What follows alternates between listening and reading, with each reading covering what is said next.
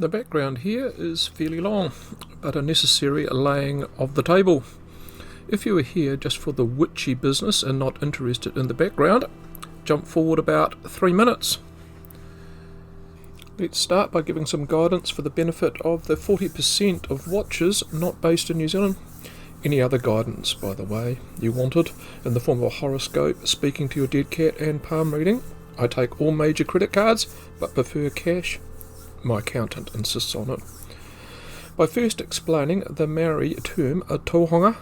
A tohunga was a village expert in any given field.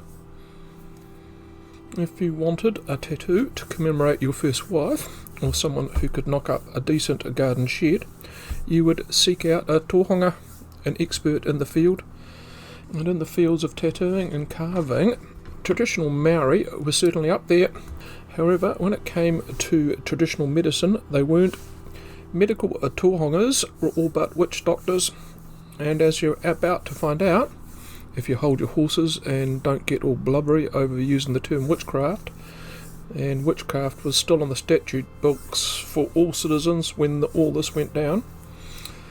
All that Maori medicine men had in their little black bags, and by the way, I couldn't find any examples of traditional bloke-esses, that's to say female medicine woman, were incantations and herbs, totally ineffective combating diseases ravaging the lands in the early 20th century.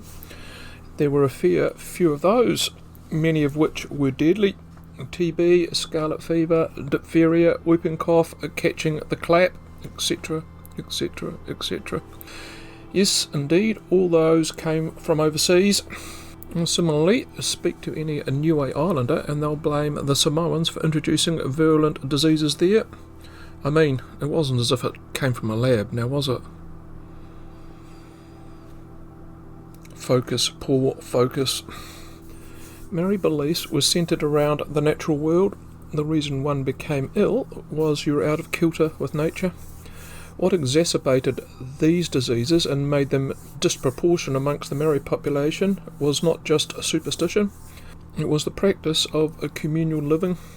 If we were all to be nice,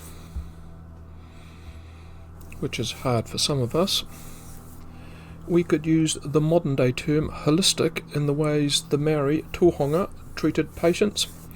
Holistic being a byword for getting rid of unwanted weeds other than putting them in the green bin. The equivalent of a nice cup of herbal tea and a long chat with someone who would listen, whilst the end of your knob was rotting away.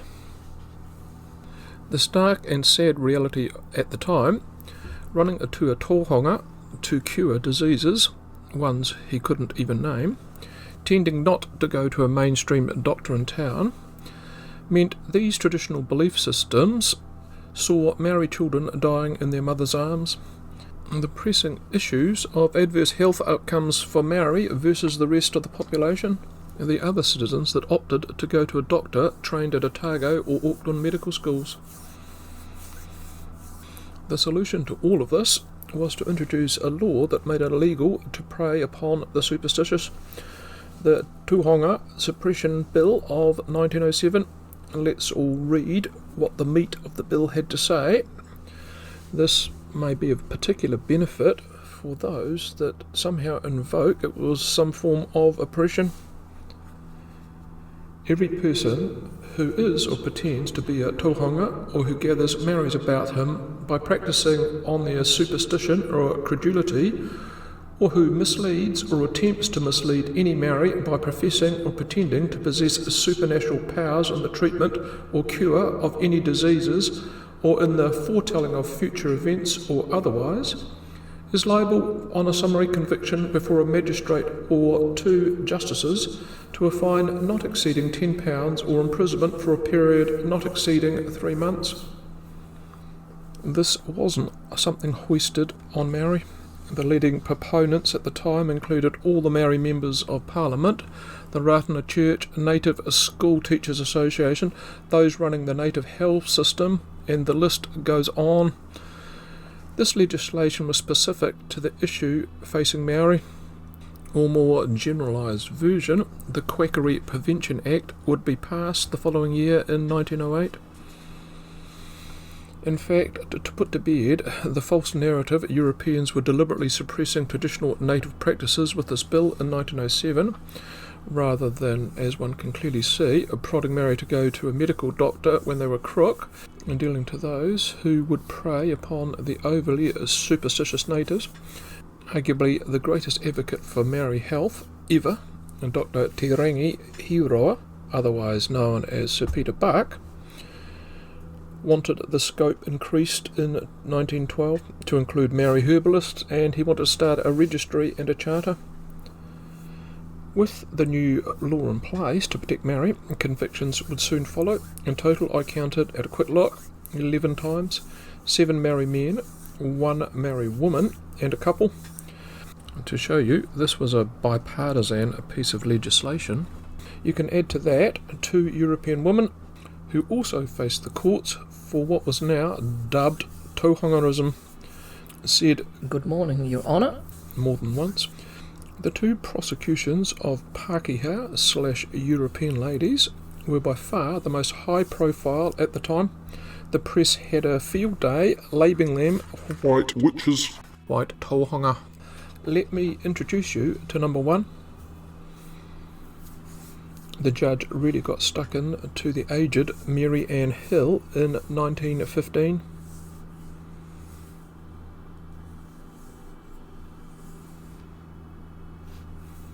Before you feel sorry for the old biddy, the judge's scathing appraisal could well be because he was aware this wasn't the first time Hill, or should I say Madame Jourdain, had been in front of the courts for the same thing.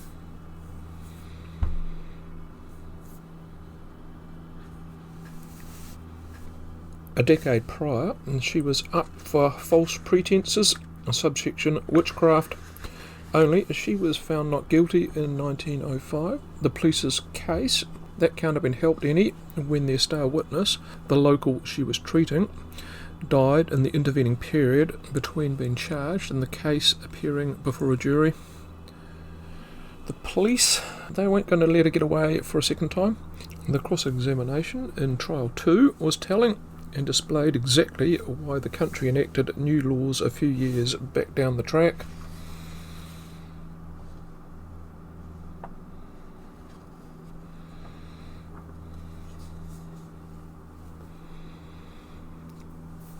Dodgy as, I know. 6 months in the slammer for her, although the big-hearted judge let the 72-year off hard labour. Skip ahead to 1917, and this lady, Mary Elizabeth Currie, who ran with the Christian name Elizabeth. Odds on one of her relatives will be watching this video.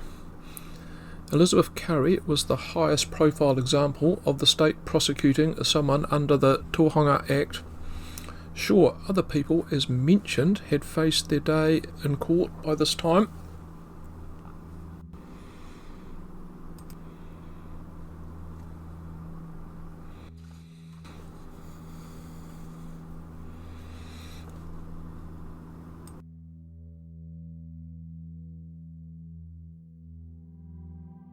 None of those cases were as sensational and high profile as this.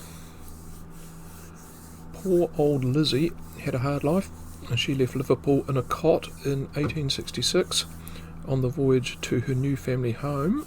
Her father died. That photo is of her and her younger sister.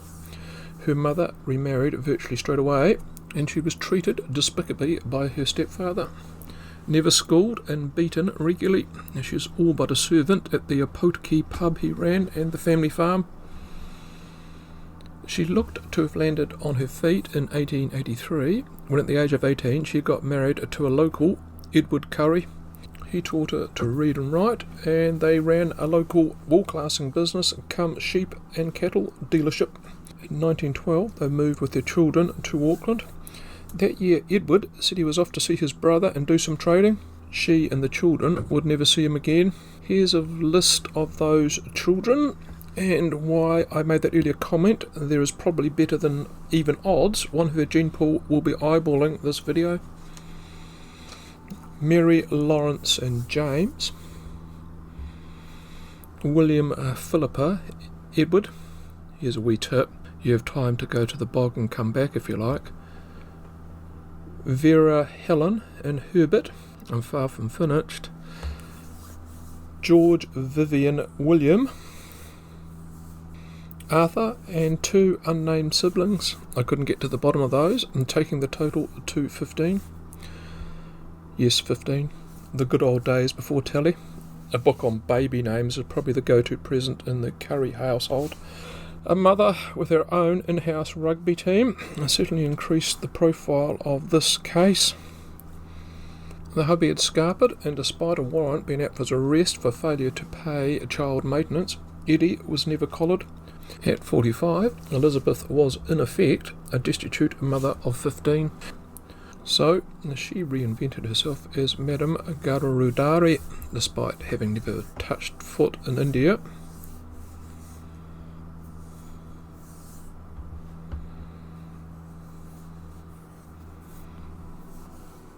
Amongst those, you may have spotted that a little bit about a quick rub-down, an outlet for all that pent-up energy, perhaps. On other occasions, she achieved sainthood, bypassing the awkward business about having to die first, instantly pronouncing herself as Saint Elizabeth. Dabbled in dermatology. If only she had have used some of her magical intuition, she may have twigged 2 of her clients were undercover policemen sussing out the show after a complaint from a family of a local Maori woman who had come to her to be treated for typhoid fever. Died subsequently.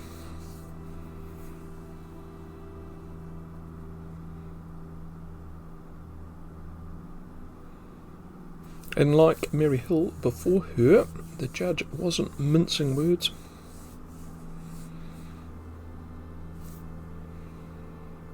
It was into the slammer for our white Tohunga.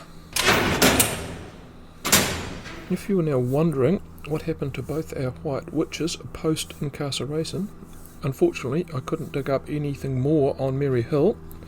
On the other hand, far from being deterred, the odd mouth to feed, Elizabeth Currie would go on to continue her profession. In 1920, she would be fined for fortune-telling. 2 years later, now age 52, the serial offender would be facing the judge for duping people again. Just got 2 weeks that time, looking at striped sunlight.